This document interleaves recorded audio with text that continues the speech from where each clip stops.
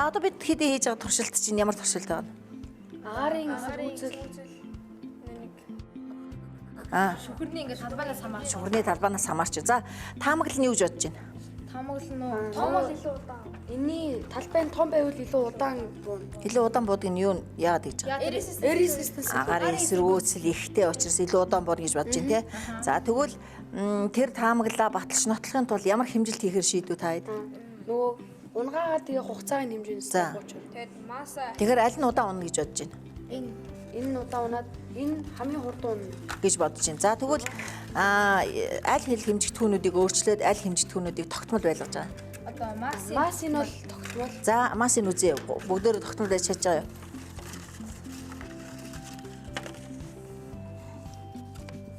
За 6.6. Энийг голоор савих хэрэгтэй тий. За 6.5. За 6.5.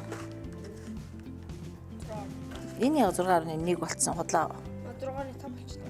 За энэ худал юу бас нь бага шүү дээ тий. Тэгэхээр 5 г яаж өгөх ёстой? Нэмж өгөх ёстой. За тэгэхээр нэг энэ цаасны хөвчээр нь унтсан байсан юм шиг шүү дээ тий. За одоо яах вэ гэхээр бичс тэмдэглэсэн юм уу? За бүгд маасууд нь адилхан. Яагаад маасуудын адилхан байхаар авч байгаа? Тэгэхгүй шудраг. Туршилт нь одоо үнэн зөв гарахгүй тий. Үнэн зөв гаргахын тулд за одоо тэгвэл өшөө тогтмол хэмжигдэх юу ах вэ? Масаас өөр.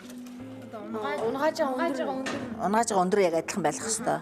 За зүйтэй. Унгааж байгаа өндрөө хаанаас авахаар яаж тооц? Тэр зураснаас. За энэ туршлыг хийж хахад эрсдэлтэй зүйл нь юу вэ?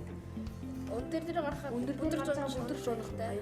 За өндөр дээр гарч байгаа дунаах гэж байгаа юм. Тэгэхээр энийг хайчилчтай гараад ирсэн. за. Тэгээд За тэгэхээр нөгөө хайчилж туршилтаа хийж явах явцад хайчлаа болгоомжтой харьцнаа. Аюул эрсдэлтэй өшөө. Бас магадгүй энэ цаасны ирмэг гарыг бас аягүй яадаг лээ. Зүсдэг шүү дээ. Тэгэхээр цаасаа нугалж энэ төр байхдаа бас ирмэг болгоомжтой нугалах нь шүү дээ тий. За өшөө өндөр дээр гарахын тулд ямар эрсдэлтэй байна гинэ? За унах аюултай. Тэгэхээр тэр эрсдлийг арилгахын тулд ямар дүрэн баримтлах юм? Нэг хүмүүс болгоомжтой. За болгоомжтой зогсно шүү. Сандлын ирмэг дээр зогсоо. Голлуул зогсох ёстой. Өшөө бууц нөгөө зогсож буухт нь яах ёстой? Найз нь туслаж мослох уу эсвэл өөр өсрөл буучих юм уу? Тусалж болгоомжтой бууж гарах нь шүү дээ. За сайн байна. Тим эрсдэлтэй нөхцөл. За одоо тэгвэл туршилтаа эхлэхэд бэлнэ. Хэмж хүснэгтэй бичсэн төлөвлөсөн. Таамаглал чинь хэлсэн тий багш та. Их талбайтай нь илүү удаан унах бах учир нь юу ихтэй гэсэн тий. Агаар эсэргүүцлэхтэй байсан гэсэн. За туршилтаа хий. Энэ судлаа болцсон. Яагаад? За энэ туршилтыг хийхэд юу нь хэцүү байна? Яаж сайжруулах вэ гэдгээ бас туршилт хийж явах хэвээр бодлоо шүү нөхдөд. За.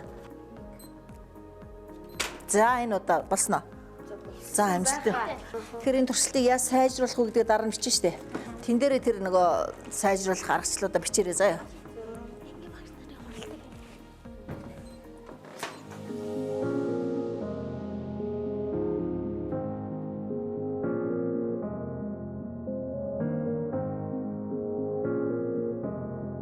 ижил мастай 3 бие маань адилхан өндрөөс унгаавал газар бунах хугацаа нь адилхан байна тий.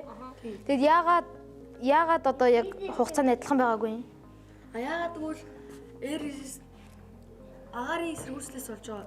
Том талбайтай бол агарын эсрүүцэл илүү их байгаа болохоор илүү удаан унана. Харин бага талбайтай бол агарын эсрүүцэл илүү бага болохоор илүү хурдан унаж байгаа. Хэмжээс нь хамаарч юм гэж бодоо. Тийм.